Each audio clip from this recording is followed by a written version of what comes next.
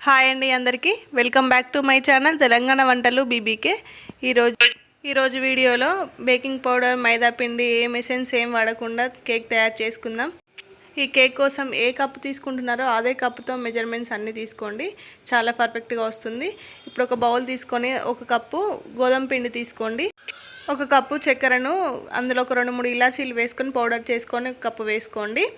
వీటిని ఒకసారి కలుపుకోండి. ఈ చక్కెర ఉన్న ఈ పిండి మొత్తం కలిసేటట్టు ఒకసారి కలుపుకోండి. ఇప్పుడు ఇందులో ఫ్లేవర్ లేని ఆయిల్ 2 స్పూన్లు వేసుకోండి. ఇందులో ఒక చిటికెడు సాల్ట్ వేసుకోండి.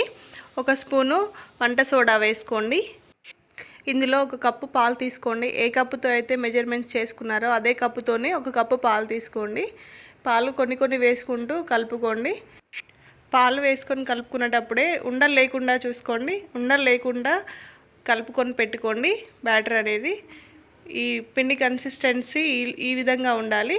చూడండి, ఒకవేళ మీకు జారుగా అనిపిస్తే కొంచెం పిండి వేసుకోండి, లేదు గట్టిగా అనిపిస్తే కొన్ని పాలు వేసుకోండి. ఇలా వేసుకొని పెట్టుకోండి.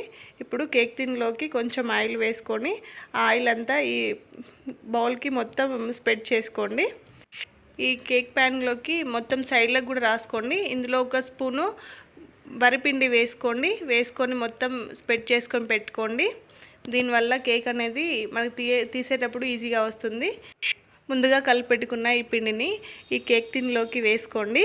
ఇలా వేసుకొని మీ దగ్గర ఫ్రూటీలు ఉంటే వేసుకోండి, లేదంటే కాజు బాదం కూడా చిన్నగా కట్ చేసి వేసుకోండి. ఇలా మీద వేసుకోండి. ఇప్పుడు దీన్ని పక్కన పెట్టుకోండి. ఇప్పుడు గ్యాస్ మీద పప్పు కుక్కర్ పెట్టుకోండి. అందులో ఒక చిన్న టిఫిన్ ప్లేట్ని ఇట్లా బోర్లించి వేసుకోండి. ఇలా వేసుకొని మూత పెట్టుకొని ఒక 2-3 మినిట్స్ గ్యాస్ని ఫుల్ ఫ్లేమ్లో పెట్టుకొని హీట్ చేసుకోండి. ఇలా హీట్ అయిన తర్వాత మూత తీసుకొని ఈ కేక్ టిన్ని ఈ కుక్కర్లో పెట్టుకోండి. ఇలా పెట్టుకొని మూత పెట్టుకొని ఒక 25 to 30 మినిట్స్ ఇలానే ఉంచుకోండి. ఇలా ఒక 30 మినిట్స్ తర్వాత మూత తీసుకొని చూసుకోండి. ఇప్పుడు ఒక టూత్పిక్ కానీ ఒక నైఫ్తో కానీ ఇలా ఒకసారి చెక్ చేసుకోండి. ఇలా నైఫ్ పెడితే మాత్రం ఏం అంటకుండా వస్తే పర్ఫెక్ట్గా బేక్ అయినట్టు. ఇలా తీసుకొని కొంచెం చల్లారనివ్వండి. ఇలా చల్లారిన తర్వాత ఒక ప్లేట్లోకి ఇట్లా బోర్లించుకొని తీసుకోండి. ఇలా ఎప్పుడు కావాలంటే అప్పుడు ఇంట్లోనే చేసుకొని తినచ్చండి కేక్. ఈ వీడియో నచ్చినట్టయితే లైక్ చేయండి, షేర్ చేయండి, ఛానల్ని సబ్స్క్రైబ్ చేసుకోండి.